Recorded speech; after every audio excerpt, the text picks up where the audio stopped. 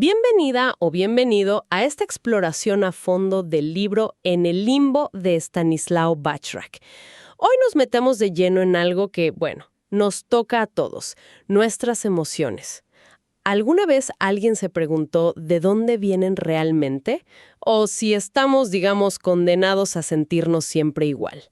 La idea más provocadora que vamos a desempacar hoy es, ¿y si pudiéramos diseñar nuestra vida emocional? Tenemos acá unos extractos clave de este libro que, la verdad, mezcla neurociencia, biología y también consejos prácticos. La misión es clara: sacar las ideas más potentes sobre cómo conocernos mejor, cómo manejar lo que sentimos y entender el potencial que tenemos para cambiar. Partimos de una frase del libro que, bueno, da que pensar. Quizás uno no es como es, sino que puede moldearse. Es interesante el título, ¿no? En el limbo. Juega con dos cosas. Por un lado, ese lugar incómodo, sí, pero necesario, fuera de la zona de confort, donde crecemos. Y por otro, es una referencia súper directa al sistema límbico del cerebro, ¿viste? Esa red de, el tálamo, hipotálamo, amígdala, que por mucho tiempo se pensó que era como el centro de comando emocional. Pero Bachrach arranca fuerte cuestionando eso de que somos seres fijos. La propuesta central es que podemos pasar de ser pasajeros a ser pilotos de nuestra vida interior. O sea, convertirnos en diseñadores de nosotros mismos. Argumenta que con las herramientas adecuadas, que el libro explora bastante, el cambio es posible de verdad. Me parece clave un punto que menciona casi al principio: cómo vemos nuestras propias emociones.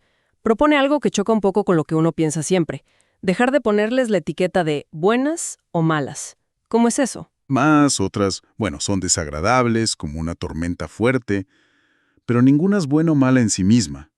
Pensá en la tristeza de un duelo.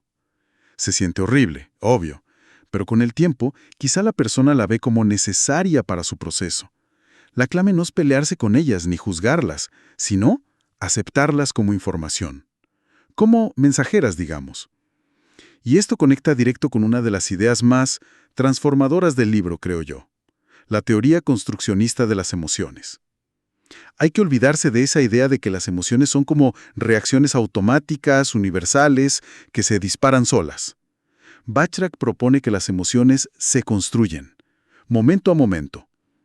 La fórmula simplificada sería algo así como: emociones igual a sensaciones del cuerpo plus interpretación, basada en lo que ya viviste, plus el contexto de ahora. A ver si entiendo. O sea, no es que la alegría o el miedo estén ahí guardados en un cajón del cerebro esperando salir, sino que mi cerebro, ahora mismo, junta lo que siente mi cuerpo, lo que aprendí que significan esas sensaciones y dónde estoy. Y con eso arma la emoción. Recuerdo el ejemplo que da de la foto de su hija, Uma. Fue impactante. Precisamente. Ese ejemplo es genial, sí. Mostraba solo la parte de arriba de la cara de la nena. Y la gente veía tristeza, preocupación. Pero al mostrar la foto entera, que estaba mirando fascinada el Cirque du Soleil, la emoción era claramente asombro, euforia. Claro. La misma expresión facial, pero la interpretación totalmente distinta según el contexto. Esto, desafía de lleno la idea de que hay una huella biológica, única, universal, para cada emoción. Esos gestos típicos son más bien estereotipos culturales que aprendimos. Y esas sensaciones corporales internas, la interocepción que mencionás, ¿cómo se sienten en el día a día? ¿Es algo que notamos fácil? Mira, lo sentimos de forma bastante básica, como un fondo general. Principalmente en dos ejes: ¿me siento bien o mal? O sea, agradable o desagradable. ¿Y tengo mucha energía o estoy más bien calma? ¿Activación alta o baja? Es como el informe interno del estado del cuerpo, ¿no? El cerebro recibe esa data todo el tiempo, y usando su base de datos de experiencias y analizando la situación actual, hace su mejor predicción. Ok, esta combinación de nudo en el estómago y corazón a mil, en esta situación probablemente significa miedo, y así construye la experiencia que después etiquetamos como miedo. O sea que el cerebro no es solo un receptor pasivo de lo que pasa afuera. Sí. Sino que está todo el tiempo interpretando y hasta anticipando. Es así, totalmente. El libro le da mucha importancia a esta idea. El cerebro es un órgano predictivo. No se sienta a esperar que pasen las cosas para recién ahí reaccionar. No. Está todo el tiempo haciendo hipótesis sobre lo que va a pasar basándose en lo que ya vivió. Su objetivo principal es gestionar eficientemente la energía del cuerpo, lo que llama el presupuesto corporal, para mantenernos vivos y bien. Funciona como un científico interno, ¿viste? Lanza una predicción: si entro a esa reunión seguro me pongo ansioso. Y después la compara con los datos sensoriales reales que le llegan. Y lo fascinante, lo realmente increíble, es que esta capacidad predictiva y constructiva está ligada a la neuroplasticidad, que es esa capacidad impresionante del cerebro de cambiar su propia estructura, su funcionamiento, a lo largo de la vida. Cambia en respuesta a lo que vivimos, a lo que aprendemos, y acá viene lo potente, a lo que pensamos y en qué nos enfocamos. Espera, ¿me estás diciendo que mis propios pensamientos pueden literalmente recablear mi cerebro? ¿Eso suena casi a ciencia ficción? Suena fuerte, ¿no? Pero el libro cita investigaciones que lo respaldan. El famoso estudio de Pascual León con pianistas es un ejemplo buenísimo. Un grupo practicaba físicamente, otro solo lo imaginaba, intensamente. Y ambos grupos mostraron cambios cerebrales parecidos en las áreas motoras. El ensayo mental tuvo efectos físicos. Impresionante. Ojo, esto no significa que pensar en hacer abdominales te marque la panza igual que ir al gimnasio, ¿eh? Claro, claro. Pero sí subraya que la intención enfocada, la práctica mental, pueden generar cambios neurobiológicos reales. El mensaje clave es: no estamos atados a la estructura cerebral con la que nacimos. Podemos influir. Y en esa misma línea menciona la epigenética, que es otro concepto wow. No es que cambie nuestro ADN base, sino que nuestras experiencias, el estilo de vida, incluso pensamientos y emociones que se repiten, puedan actuar como interruptores que encienden o apagan ciertos genes, y esto afecta cómo funciona nuestro cuerpo a nivel celular. O sea, Refuerza la idea central: tenemos más influencia sobre nuestra biología de lo que creíamos. No somos simplemente marionetas de nuestros genes. si tenemos esa capacidad de influir, entonces conocernos se vuelve, bueno, crucial. Ahí entra la famosa inteligencia emocional, la IE, ¿no? Y exacto, el libro la define como esa habilidad para, bueno, primero, darnos cuenta de nuestras emociones y también de las de los demás. Después, entenderlas. Y finalmente, usarlas a nuestro favor. No se trata de no sentir, para nada, sino de gestionar lo que sentimos. Se apoya como en 4 pilares: autoconocimiento, saber qué siento y por qué; manejo emocional, regular mis respuestas; empatía, entender al otro; y las habilidades sociales, manejar relaciones. El objetivo es desarrollar esa inteligencia para navegar mejor la vida, digamos. Y dentro de ese autoconocimiento, me llamó mucho la atención el énfasis que pone en la autocompasión. No es algo de lo que se hable tanto, quizá. Es fundamental, y a menudo se entiende mal, ¿viste? No es sentir lástima por uno mismo, para nada. El libro, citando expertos como Robert Thurman, la describe con 3 componentes clave. Primero, ser amables con nosotros mismos cuando fallamos o sufrimos, en lugar de darnos con un palo con la autocrítica.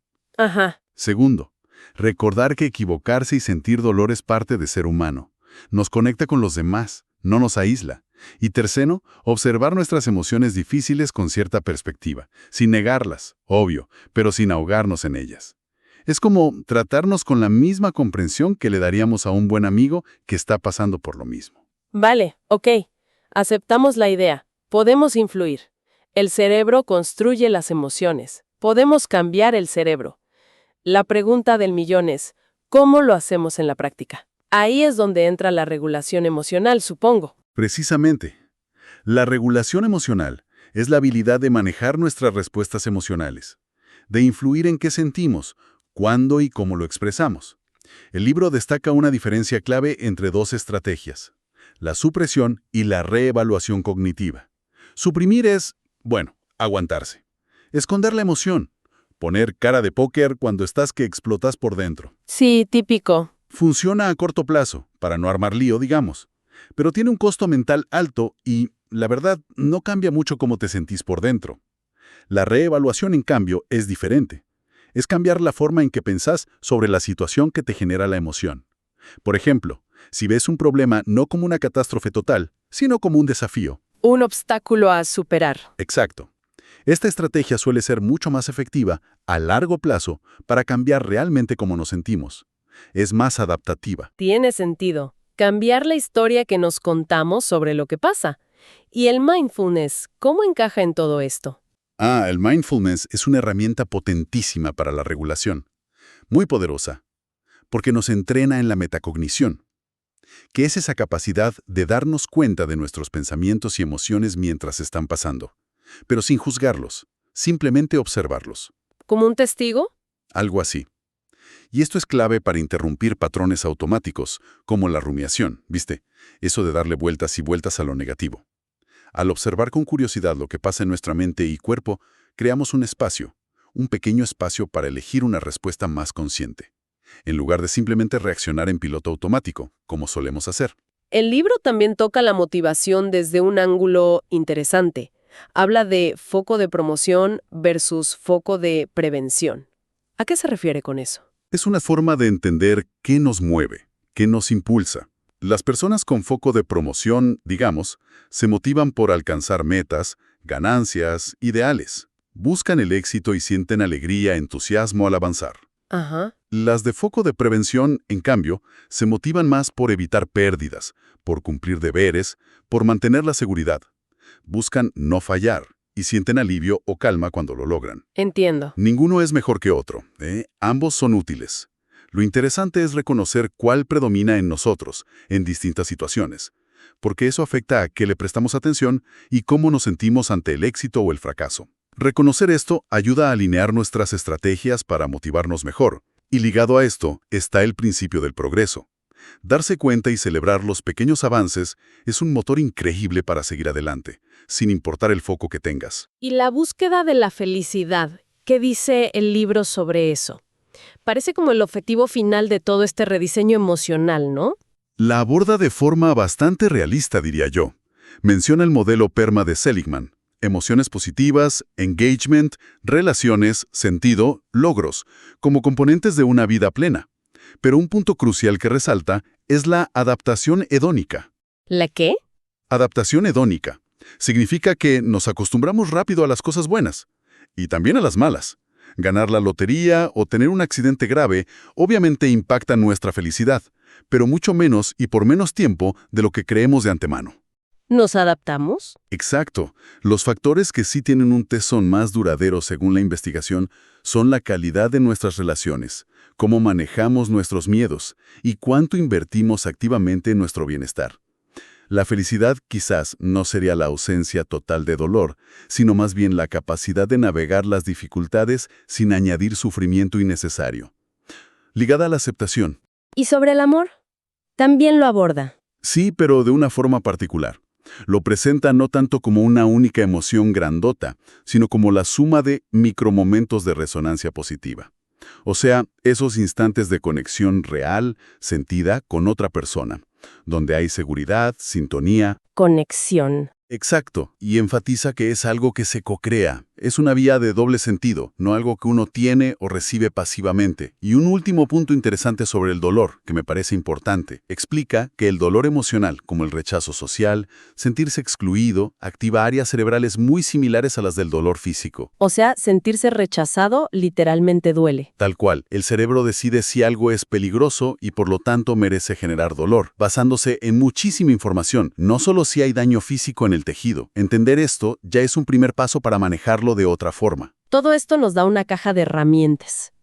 La verdad, increíble, para trabajar con nosotros mismos, para entendernos mejor. Exacto. Y el libro va un poquito más allá incluso. Explora brevemente algunas diferencias de género. Sugiere tendencias promedio en estilos de empatía, quizás más cognitiva en hombres, más emocional en mujeres. Pero siempre recalcando que la cultura y el aprendizaje son determinantes, ojo. Claro, no son reglas fijas. Para nada. También analiza el ego, esa historia que nos contamos sobre quiénes somos, con su necesidad de aprobación, la comparación constante. Entender cómo opera ese ego es clave para no quedar atrapados en él y manejar mejor las emociones que genera. Y al final se mete con ideas de la física cuántica aplicadas a la mente.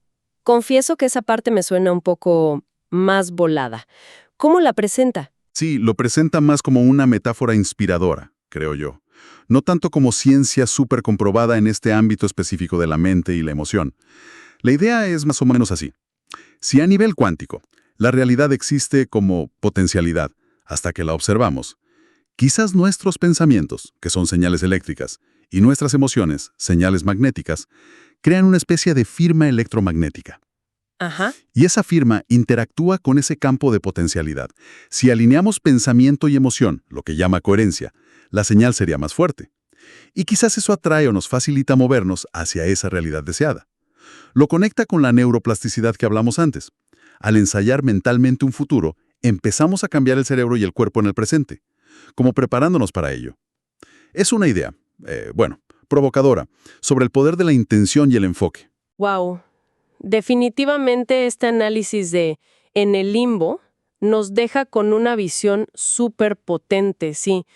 La idea central de que no somos víctimas pasivas de nuestras emociones, sino que son procesos que podemos entender y sobre todo influenciar, es bastante liberadora, ¿no?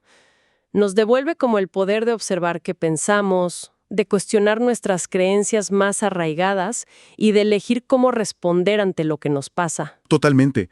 La invitación del libro al final es a pasar de ser espectadores pasivos a ser arquitectos activos de nuestro mundo interior.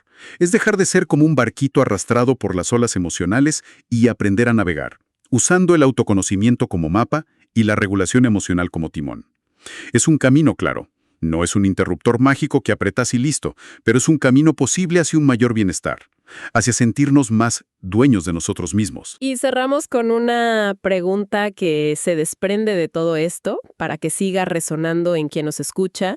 Si tus pensamientos enfocados pueden empezar a cambiar tu biología antes de que ocurra algo externo, ¿qué futuro estás ensayando y reforzando en tu mente y cuerpo ahora mismo, quizás, sin darte cuenta? Ahí queda, para seguir la reflexión.